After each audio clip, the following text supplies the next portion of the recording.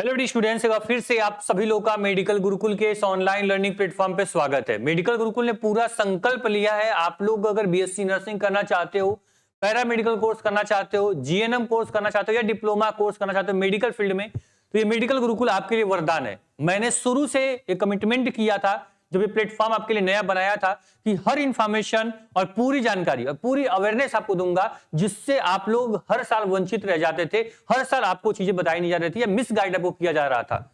आज मैं बताने वाला हूं सर कि बीएचयू से बीएससी नर्सिंग का फॉर्म आउट हो चुका है, कैसे करोगे, कैसे भरोगे, क्या सिलेबस होगा, क्या पैटर्न होगा, वो सब कुछ आपके लिए मैं लेकर आया हूं। ध्यान से वीडियो को देखना।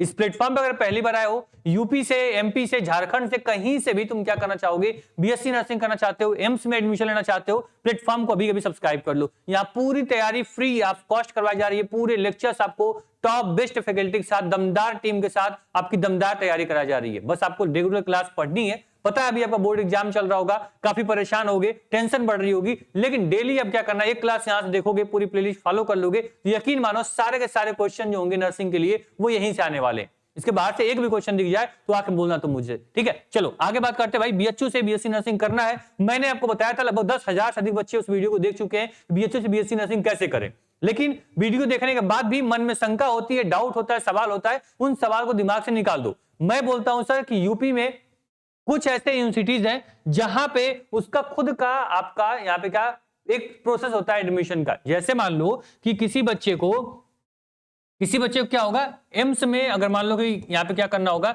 एम्स में उसको बीएससी नर्सिंग करना होगा, ठीक है। All India institute of medical science में क्या करना है, उसको बीएससी नर्सिंग करना है, तो एम्स अपना खुद का एंट्रेंस एग्जाम करवाता है। राइट, बात समझ में आई। इसी प्रकार यूपी में एक और यूनिवर्सिटी है जो है बीएचयू।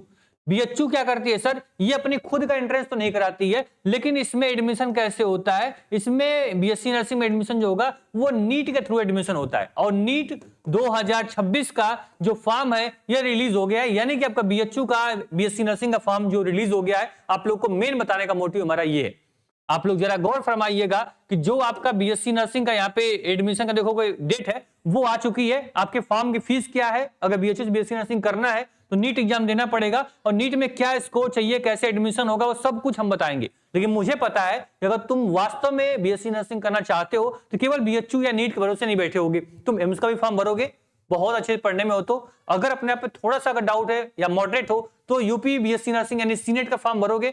तो सबकी तैयारी, पूरी इंफॉर्मेशन आपको यहां से कराई जाएगी। ध्यान से मेरा सुनना। जो बच्चे अभी तक टेलीग्राम व्हाट्सएप ग्रुप से नहीं जुड़े हैं, अभी कभी जुड़ जाओ।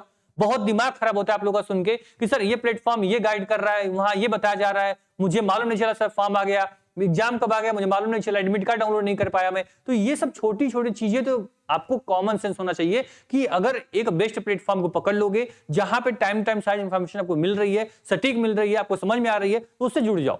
उससे अलग बिल्कुल मत होना जब तक तुम्हारा एडमिशन नहीं हो जाता। मैं नहीं बोलता तुम इसी से जुड़ो, लेकिन यहाँ पे बातें जो होती है सटीक होती है। मुझे याद है बच्चे को क्या बताना है, इसलिए मैं चाहता भाई बोलता नीट का फॉर्म आ गया, मैंने बताया आपको, लेकिन मैं बीएचयू का फॉर्म क्यों बोला, क्योंकि पता है भाई कि बच्चा बीएचयू में एडमिशन लेने के लिए क्या कर रहा होगा, तैयारी कर रहा होगा, उसको पता ही नहीं कैसे एडमिशन होगा, कब फॉर्म आएगा। तो वो मेरी जिम्मेदारी है, बाप की जिम्मेदारी बस प्लेटफॉर्म को फॉलो करना, एक विश्वास करना, एक ट्रस्टेड कमेंट कर देना, कुछ बच्चों को शेयर कर देना, ठीक है। आपका फीडबैक ही हमारे लिए क्या है, एक मोटिवेशन का काम करता है। शुरू करते हैं सर। देखो यहाँ पे क्लियर यहाँ बोला गया सर कि आपका जो नीट का फॉर्म होगा वो 1700 रुपए किसके लिए, जनरल के लिए, यहाँ ईडब्ल्यूएस ओबीसी के 1600 रुपए, एससी एसटी के लिए 1000 रुपए जो फीस आपकी लगने वाली है, ये आपकी फीस हो गई। फॉर्म की लास्ट डेट क्या है, सबसे इंपॉर्टेंट ये देखना आप लोग। यहाँ पे देखो फॉर्म की जो डेट है सर, ये आपकी डेट होने वाली है, यहाँ पे देख लो भाई कहाँ गया डेट यार, हाँ ये देखो आपकी 3 मई को क्या होगा, 3 मई को आपका एग्जाम होगा, और ऊपर आपकी क्या है, फॉर्म की लास्ट डेट है, ये नीचे थोड़ा ऊपर गौर फरमाइएगा। ये देखो यहाँ पे 8 फरवरी से आपका फॉर्म शुरू हो गया है, और 8 मार्च तक क्या होगा,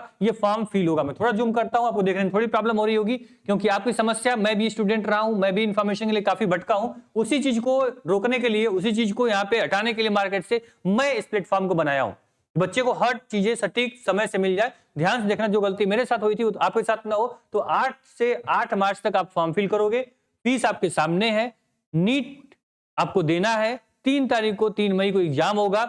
एग्जाम के बाद स्कोर अच्छा लाओगे, 500 प्लस स्कोर लेकर आते हो तो आप क्या कर पाओगे, आप बीएससी नर्सिंग एक सीट अपने रिजर्व कर पाओगे। वो डिपेंड करेगा कितने बच्चे एग्जाम देते हैं, पैटर्न पेपर का लेवल क्या होता है, मैं बाद में चर्चा करूंगा उस पर मैं नहीं बोल सकता कुछ अभी।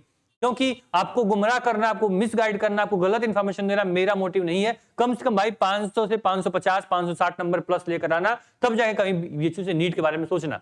ठीक है, आपको पता है सर कि आपको जो जिपमर है, ठीक है, वहां पे भी नीट से ही एडमिशन होता है। एक मोस्ट इंपॉर्टेंट, मोस्ट डिमांडिंग जो आपकी संस्था होगी वो जिपमर भी हो सकती है बीएचयू के बाद, आप उसको भी प्रेफरेंस में ले सकते हो। बताऊंगा उसके बारे में भी, परेशान मत हो। ठीक, व्हाट्सएप ग्रुप, टेलीग्राम ज्वाइन करना, जो वीडियो बनाता हूं मैं उसमें शेयर जरूर करता हूं। धन्यवाद।